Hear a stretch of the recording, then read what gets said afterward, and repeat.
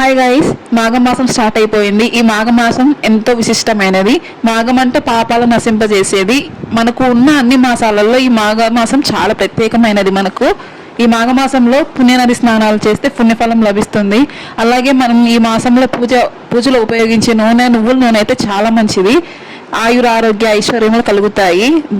పూజ గదిలో మనం నువ్వుల నూనె యూజ్ చేస్తే దైవానుగ్రహము అలాగే శివానుగ్రహం కలుగుతుంది మనకి. ఈ మాఘమాసంలో నదులలో కానీ బావులలో కానీ చెరువుల వద్ద కానీ స్నానం చేస్తే చాలా మంచిది. నదులలో స్నానం చేయడం కుదరకపోతే ఇంట్లో స్నానం చేసేటప్పుడు మనము పుణ్య నదులైన గంగా నది, గోదావరి, కావేరి నదుల పేర్లు తలుచుకుంటూ స్నానం ఆచరిస్తే చాలా మంచిది. ముఖ్యంగా ఈ మాసంలో శివాలయంలో మనం నువ్వుల నూనెతోటి దీపాలు వెలిగిస్తే చాలా మంచిది. శివుని అనుగ్రహం ఎప్పుడు అందరికీ ఉంటుంది.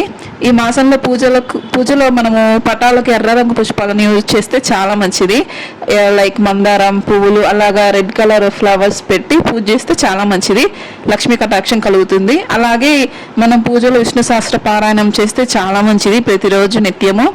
ఈ మాసంలో లక్ష్మీ తులసిని పూజిస్తే కూడా చాలా మనకు లక్ష్మీ కటాక్షం లభిస్తుంది. ఇంకా ఈ మాసం నుంచి మనకు శుభకార్యాలు స్టార్ట్ అవుతాయి. ప్రతిరోజు మంచి రోజులే. మనము నిత్యం పూజ చేసుకుంటే చాలా మంచిది. ఈరోజు నేను వెంకటేశ్వర స్వామికి పూజ చేసుకున్నాను. ఇలాగా నేను తిరుమలలో కొన్న తాబేలు బొమ్మ ఈ రోజు స్వామి దగ్గర పెట్టుకొని పూజించుకున్నాను. రీసెంట్ గా అందరు చెప్తున్నారు ఇంట్లో తాబేలు బొమ్మ పూజ గదిలో పెట్టుకుంటే చాలా మంచిది అన్నారు. సో నేను ఇంకా తిరుమలలో ఇలాగ తాబేలు బొమ్మ తీసుకున్నాను, మంచిగా పెట్టుకున్నాను పూజ గదిలో.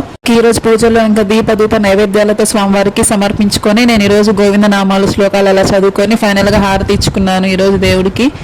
అలాగే ఏడుకొండలవాడ వెంకటరమణ గోవింద గోవింద ఇలాగ స్వామివారి బ్లెస్సింగ్స్ ఎప్పుడు మీకు కూడా అందరికీ ఉండాలని మనస్ఫూర్తిగా కోరుకుంటున్నాను.